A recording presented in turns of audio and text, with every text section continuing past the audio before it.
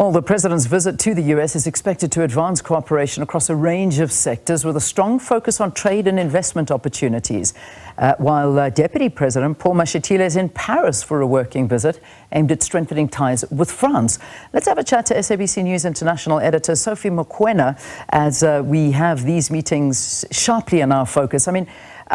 Sophie, there's just so much resting on these meetings. And let's begin with the US meeting, because this one is a very, very big one for South Africa and relations with the US, which have not been too good over the recent year, because we've just been hearing one thing after the next thing happening. The presidency says the president is excited for the meeting. I would say nervous would probably be a way to describe it as well. What do you think? I don't think a head of state can be nervous to meet another head of state, because these are two leaders of different countries, and they will engage from the position of leading their respective nations. Whatever the reception or the engagement, both leaders are ready for tough negotiations, because already we know what are the issues and what is at stake.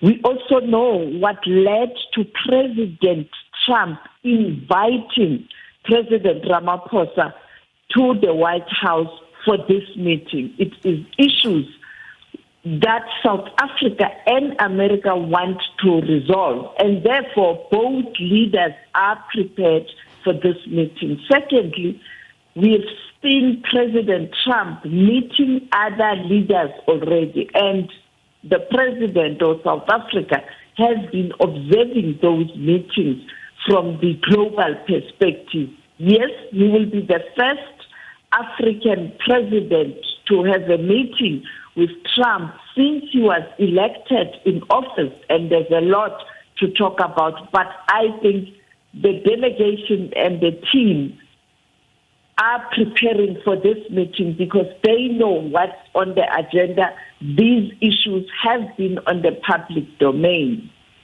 And certainly one must keep in mind that, as you mentioned, that President Trump did invite President Ramaphosa. So there are major issues that need to be discussed, and certainly something that we hope will be resolved. There are a lot of issues that perhaps are more, we need to get truth to some of these issues as well. And I imagine that the president will bring these truths forward. What do you think Elon Musk's involvement in all of this will be? You can't predict President Donald Trump, whether he will bring Elon Musk. Elon Musk is not a government official. He is assisting America to cut expenditure. And therefore, sometimes he is not there, particularly when you have certain meetings with different countries. Yes, he's a South African, he's a businessman in America, but he's now an American citizen. He is not in government. Therefore, we don't know whether he will be there.